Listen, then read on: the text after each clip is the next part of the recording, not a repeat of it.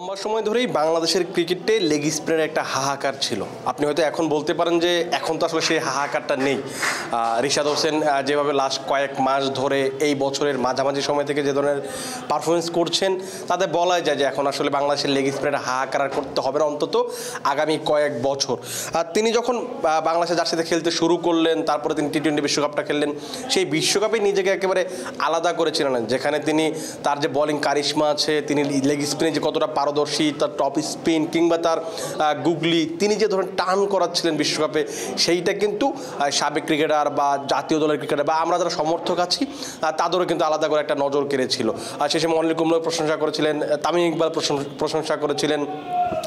সেই টুর্নামেন্টে বাংলাদেশের সর্বোচ্চ উইকেট শিকারীও ছিলেন তিনি।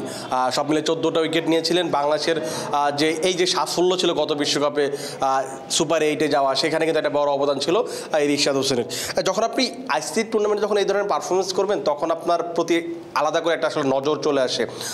বিশ্ব ক্রিকেট যখন আপনাকে এইভাবে পারফর্ম করতে দেখবে, তখন ফ্র্যাঞ্চাইজি ক্রিকেট যেগুলোতে হয় সেখানে একটা আলাদা আপনার চাহিদা তৈরি হয়ে যায়। সেই বিশ্বকাপ শেষ হওয়ার পরেই তিনি গ্লোবাল টি-20 টুর্নামেন্ট ছিল, সেই টুর্নামেন্টে তিনি ডাক পেয়েছিলেন টরন্টো ন্যাশনালস। তারা তাকে দলে ভিড়িয়েছিল, তার ওই কানাডার গ্লোবাল টি-20 খেলতে যাওয়ার কথা ছিল, কিন্তু বাংলাদেশে যেহেতু সেই সময় সার্বিক পরিস্থিতি ভালো ছিল না, বাংলাদেশে একটা আন্দোলন চলছিল, সেই আন্দোলনের কারণে তিনি ভিসার জটিলতার কারণে শেষ পর্যন্ত কানাডাতে খেলতে যাওয়া হয়নি। অর্থাৎ তার যে প্রথম কলটা ছিল ফ্র্যাঞ্চাইজি ক্রিকেটে, সেখানে কিন্তু তার অভিষেকটা হয়নি বা তার সেখানে খেলা হয়নি। এখন কথা হচ্ছে যে কানাডাতে খেলতে না গেলেও বাংলাদেশের জন্য মানে রিশাদের জন্য আরও একটা সুযোগ তৈরি হয়েছে। অস্ট্রেলিয়ার যে বিগ ব্যাশ, যেটাকে আমরা অনেক আগে থেকে চিনি জানি, বা সেই টুর্নামেন্টের যে মান, সেখানে যারা যে বড় বড় ক্রিকেটাররা খেলেন, সেই অনুপাতে রিশাদের জন্য খুব বড় একটা কল বলা চলে। তিনি হোয়াইট হারিকেন্সের হয়ে খেলবেন, সেইখানে তাকে 4th রাউন্ডে তাকে ব্রোঞ্জ ক্যাটাগরি থেকে তাকে দলে নেওয়া হয়। এইটা আপনারা আমি নিশ্চিত যে আপনারা ইতিমধ্যে তো অবশ্যই জেনে গেছেন যে তিনি বিগ ব্যাশে খেলবেন। এখন প্রশ্ন হচ্ছে যে রিশাদ কি বাংলাদেশের প্রথম ক্রিকেটার যিনি বিগ ব্যাশে খেলবেন? ব্যাপারটা উত্তরটা হচ্ছে না, কারণ এর আগে সাকিব আল হাসান খেলেছেন। রিশাদ বাংলাদেশের দ্বিতীয় ক্রিকেটার হিসেবে বিগ ব্যাশ খেলবেন বা বিগ ব্যাশে খেলতে যাবেন, এরকম একটা অপরচুনিটি তিনি পাচ্ছেন। এর আগে 2014 সালে প্রথমবার বাংলাদেশের পক্ষ থেকে সাকিব আল হাসান খেলেন, সেইবার তিনি খেলেছিলেন ইয়ান বোথার বদলি হিসেবে 2 ম্যাচ খেলেছিলেন অ্যাডিলেড স্ট্রাইকার্সের হয়ে। তার পরের মৌসুমে 2015 সালেও তিনি খেলেছিলেন, সেই সময় তিনি খেলেছিলেন আন্দ্রে রাসেলের বদলি হিসেবে 4 ম্যাচ মেলবোর্ন রেনেগেটসের হয়ে। এই 6টা ম্যাচ এখন পর্যন্ত সাকিব আল হাসান খেলেছেন। সেই 2015 সালের পর থেকে এখন পর্যন্ত বাংলাদেশের কোনো ক্রিকেটার বিগ ব্যাশে খেলার সুযোগ পায়নি। প্রায় 9 বছর বলা যায়। 9 বছর পর বাংলাদেশে আরও একজন ক্রিকেটার বিগ ব্যাশে খেলতে যাচ্ছেন। অস্ট্রেলিয়ার সেই জনপ্রিয় একটা টুর্নামেন্ট, যেখানে বেশ তারকা, আপনি অস্ট্রেলিয়ার কন্ডিশনে খেলবেন, অস্ট্রেলিয়ার ক্রিকেটারদের সঙ্গে খেলবেন, বা বড় বড় আরও ক্রিকেটার যারা আছে তাদের সঙ্গে খেলবেন, এটা কিন্তু তার জন্য একটা বড় অপরচুনিটি। রিশাদ হোসেন যাচ্ছেন। এখন সবচেয়ে বড় যে প্রশ্নটা তৈরি হচ্ছে যে রিশাদ হোসেনকে কত দিনের জন্য পাওয়া যাবে, কারণ বাংলাদেশের কোনো ক্রিকেটার যখন ফ্র্যাঞ্চাইজি ক্রিকেটে কল পায় বা ডাক পায়, তখন সবচেয়ে বড় প্রশ্নটা হচ্ছে বিসিবি তাদেরকে ছাড়বে কিনা। বিশেষ করে সাকিব আল হাসানের ক্ষেত্রে প্রত্যেকবার হয়ে গেছে, আইপিএল যখন চলে তখন মুস্তাফিজুর রহমান বা সাকিব আল হাসানের ক্ষেত্রে একটা লিমিটেড এনওসি দেওয়া হয়, সেই কারণে কিন্তু তাদেরকে নেওয়ার আগ্রহ দেখায় না। যেহেতু রিশাদ হোসেনকে বিগ ব্যাশ থেকে কল করা হয়েছে, বিগ ব্যাশ থেকে নেওয়া হয়েছে, হোবার্ট হারিকেন্স তাকে ডেকেছে, তার মানে হচ্ছে তার যাওয়ার একটা সুযোগ আছে। কিন্তু কথা হচ্ছে যে কতটা সুযোগ আছে, কয়টা ম্যাচ তিনি খেলতে পারবেন। কারণ দেখুন, আপনি যদি যেই সময়টাতে বিগ ব্যাশ শুরু হবে 15 ডিসেম্বর, এই চলতি বছরের 15 ডিসেম্বর বিগ ব্যাশে পর্দা উঠবে, যার ফাইনাল হবে 27 জানুয়ারি। এখন কথা হচ্ছে যে এই সময়টার ভিতরে তিনি কতদিন খেলতে পারবেন। দেখুন, আপনার যদি মনে থাকার কথা যে বাংলাদেশ নভেম্বরের শেষ দিকে বা তৃতীয় সপ্তাহের দিকে বাংলাদেশ হচ্ছে ওয়েস্ট ইন্ডিজ সফরে যাবে, যেখানে 3টা টি-20 খেলবে, 3টা ওয়ানডে খেলবে, 2টো টেস্ট খেলবে, পূর্ণাঙ্গ একটা সিরিজ খেলতে বাংলাদেশ যাবে। যেহেতু রিশাদ হোসেন টেস্ট খেলেন না, তাই শুরুর দিকে তার আসলে এখানে যাওয়ার খুব বেশি প্রয়োজন নেই। তিনি যেহেতু যাবেন পরের দিকে, কারণ তিনি যেহেতু ওয়ানডে এবং টি-20 এখন নিয়মিত খেলছেন, সেক্ষেত্রে তিনি ওয়ানডে বা টি-20 দলে থাকবেন বলেই ধরে নেওয়া হচ্ছে আর কি জিনিসটা। দেখুন, ওয়েস্ট ইন্ডিজের বিপক্ষে 8 ডিসেম্বর ওয়ানডে সিরিজটা শুরু হবে বাংলাদেশের। 8 তারিখ, 10 তারিখ এবং 12 তারিখ, এই 3টা ম্যাচ হবে এই 3 দিনে। তারপরে কিন্তু দেখেন ওই 12 তারিখের পর আপনি যদি বিগ ব্যাশে খেলতে যেতে চান, 12 তারিখের পরে আপনাকে বিগ ব্যাশে খেলতে যেতে হবে। কিন্তু বাংলাদেশে তখন আসলে ওই সিরিজটা বা ওই সফরটা শেষ হয়ে যাবে না, কারণ হচ্ছে 16 ডিসেম্বর থেকে বাংলাদেশের টি-20 সিরিজ শুরু হবে। 16 তারিখ, 18 তারিখ এবং 20 তারিখ, এই 3টা দিনে এই 3টা ম্যাচ হবে।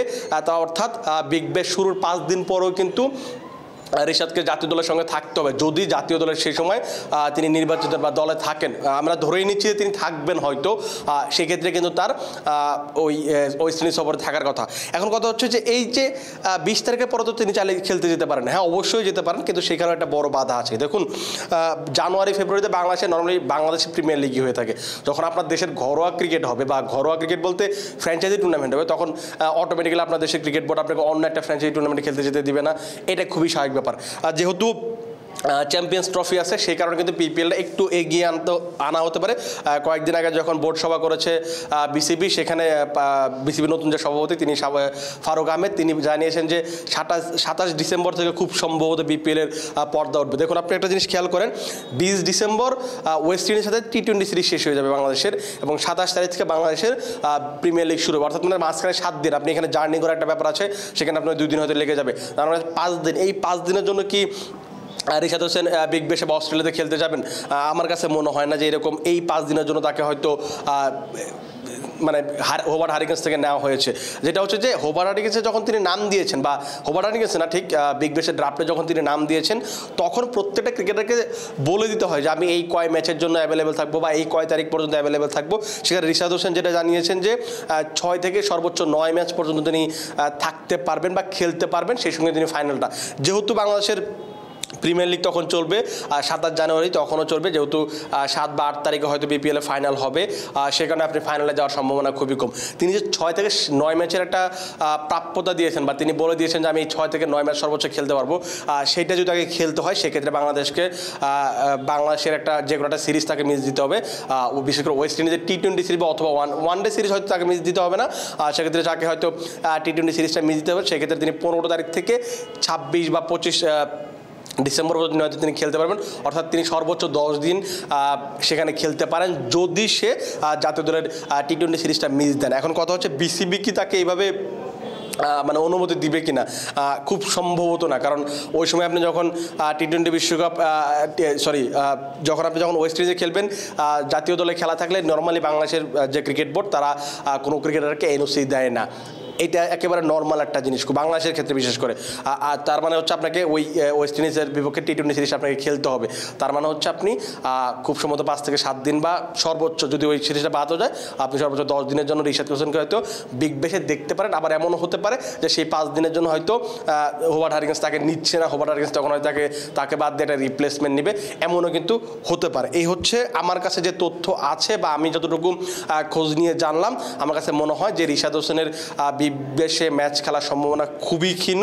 তারপরেও যদি সুযোগ তৈরি হয়, আমরা তো সেই অপেক্ষায় থাকবো, কারণ বাংলাদেশের একজন ক্রিকেটার যখন বিশ্ব ক্রিকেটে বা ফ্র্যাঞ্চাইজি ক্রিকেটে যখন প্রতিনিধিত্ব করতে যায়, বিশেষ করে অস্ট্রেলিয়া আইপিএল, অস্ট্রেলিয়ার বিগ ব্যাশ কিংবা ভারতের আইপিএলের মতো টুর্নামেন্ট, তখন আমরা অবশ্যই মুখিয়ে থাকি যে বাংলাদেশের ক্রিকেটাররা খেলবেন, সেখানে পারফর্ম করবেন, বাংলাদেশের নাম উজ্জ্বল করবেন, আমরা তো সেই প্রত্যাশা করি। কিন্তু তারপর আসলে দেখতে হবে যে পারিপার্শ্বিক যে সুযোগ সুবিধা, সেই ক্ষেত্রে কোনো ক্রিকেটারের কী সম্ভাবনা থাকে সেটা আসলে দেখে নিতে হবে। তারপরও যদি বিসিবি থেকে আসলে আমরা কোনো ধরনের তথ্য জানতে পারি যে আসলে তাকে ওই ওয়েস্ট ইন্ডিজ সিরিজ থেকে ছেড়ে দেওয়া হবে কিনা, বা কোনোভাবে তাকে আরও বেশি খেলতে দেওয়ার সুযোগ দেওয়া হবে কিনা, সেইটা যদি আমরা জানতে পারি, অবশ্যই আমরা চেষ্টা করবো সবার আগে আপনাদের সেই তথ্যটা জানানোর জন্য। আগামী দিন আমরা নতুন কোনো টপিক নিয়ে অবশ্যই আলোচনা করবো। সে পর্যন্ত আপনারা ভালো থাকুন, সুস্থ থাকুন এবং ক্রিক ফ্রেঞ্জির সাথেই থাকুন।